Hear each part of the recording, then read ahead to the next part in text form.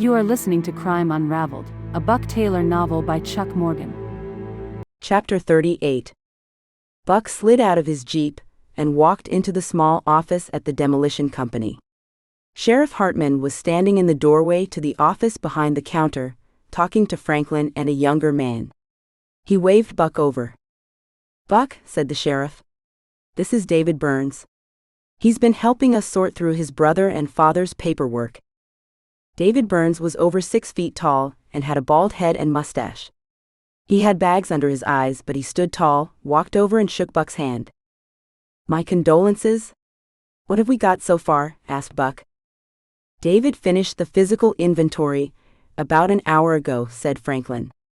"It looks like they are missing 4 bricks of plastic explosives and 4 digital timer blasting caps, but that's not the worst of it." Buck looked at each man. "Okay, what's the worst of it?" Sheriff Hartman looked at David.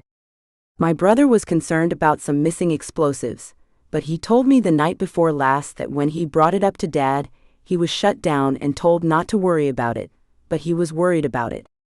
I spent a lot of time last night going through his computer, and there is a lot to worry about." "What are we talking about?" asked Buck. "Over the last 8 to 10 months," said David, "little bits of RDX went missing. Not enough to trigger a federal investigation, but it adds up, and it appears that gradually, almost 100,000 pounds of RDX went missing. Oddly, we don't use that much RDX, but Dad bought it in such small quantities that no one noticed the loss. We have records of it coming into the company, but none going out.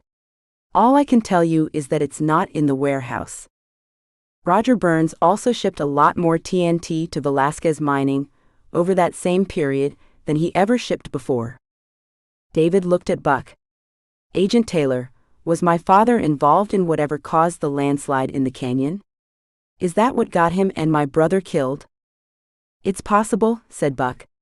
"With the security system on the gate, your dad would have had to let in the killer, which means it was someone he knew." "Did you check the camera?" asked David. Buck looked from Sheriff Hartman to Franklin to David. "Did you guys find a camera?" They shook their heads. David stepped behind the desk, sat down and clicked some keys on the keyboard. Keith was worried that one of the employees might have been stealing the RDX, so one day, while Dad was out of town doing an estimate to bring down a small office building, he had a security company install the cameras. "There's one in the warehouse and one watching the gate. Here you go." Buck and the sheriff stepped behind him and looked at the monitor. "Can you run that back 24 hours?" asked Buck. David clicked a few keys, and they watched the camera feed. "Okay, this was yesterday morning. According to the log, 6 teams of blasters left the yard at around 8 a.m. They watched all 6 trucks leave the yard. 2 hours later, a black SUV pulled up to the gate.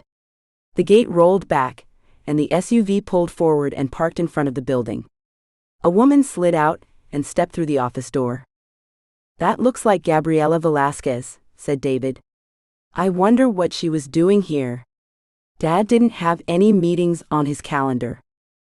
They watched the camera feed. 10 minutes after entering the office, Gabriela stepped out and locked the door. She walked across the lot and entered the warehouse using a key. "What the hell?" said David. "She has no business being in the warehouse." A few minutes later, the door flew open, and Gabriela walked out of the warehouse. She walked over, unlocked the office, went inside and came out. She slid into her SUV and drove towards the gate, which was sliding open, and she drove through and stopped. She climbed out of the SUV, ran back to the office, unlocked the front door and went inside. Less than 15 seconds later, she came through the door, relocked it and ran towards the gate that was now closing. She walked through the small gate and appeared to throw something towards the other side of the road. Then she climbed into the SUV and drove off. Franklin raced out the door and called his 2 techs, and the 3 of them ran towards the open gate. They spread out and searched the area on the other side of the road. Buck looked at David, who was sitting in stunned silence. He looked up at Buck and tears filled his eyes. "I don't understand," he said.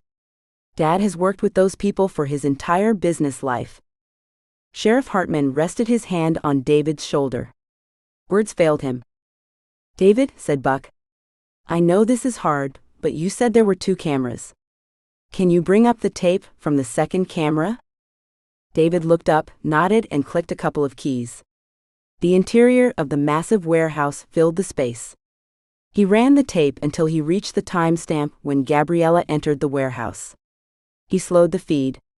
It wasn't as close a view as he would have liked, but they watched as Gabriella cold-bloodedly shot both workers and disappeared into the secure explosives area, exiting the warehouse a few minutes later. Buck pulled his business card out of his back pocket and handed it to David. "David, can you email me both tapes?" David wiped the tears from his eyes, opened the email program, and sent Buck the tape. Buck's phone chimed with the incoming email. Buck thanked him. He signaled for the sheriff to follow him, and they gave David a few minutes alone. Once outside the office, Buck said, "The office pictures don't show her shooting Burns and his son, and the warehouse pictures are too far away to show her face clearly.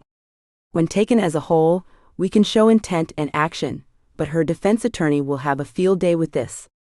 I'll run it by the DA's office and see what they think. Can you make sure David gets home safely?" "No worries, Buck. I still can't believe that this is real." "Yeah. No kidding. Has the flooding reached .0 yet?" "No. Velasquez Mining has hooked up a bunch of huge pumps just this side of the tunnel, and they are pumping a massive amount of water back into their wells." The sheriff stopped. "Is that what this is all about? Water?" he asked. "Not entirely, Al, but I think it's all about money." Al nodded, and they watched Franklin approach, holding up a clear evidence bag. "The office key ring," said Franklin. "I'll get this to the lab as soon as I can." Buck pulled out his phone, called the number the chopper pilot had given him, and asked him to fly the chopper back and pick up Franklin and his team. He hooked his phone back onto his belt, shook hands with Franklin and the sheriff, and said, "Al, I'll let you know what the DA says, and if it's a go, I'll bring you in on the arrest." The sheriff nodded, and he turned to Franklin. "You and your team did good. Get some rest." Buck slid into his Jeep and backed out of the lot. His phone rang, and he looked at the number. He pushed the green button. "Yes, sir." Thank you for listening to this chapter of Crime Unraveled, a Buck Taylor novel by Chuck Morgan. You can find the entire crime series as well as other novels by Chuck Morgan at chuckmorganbooks.com or on Amazon.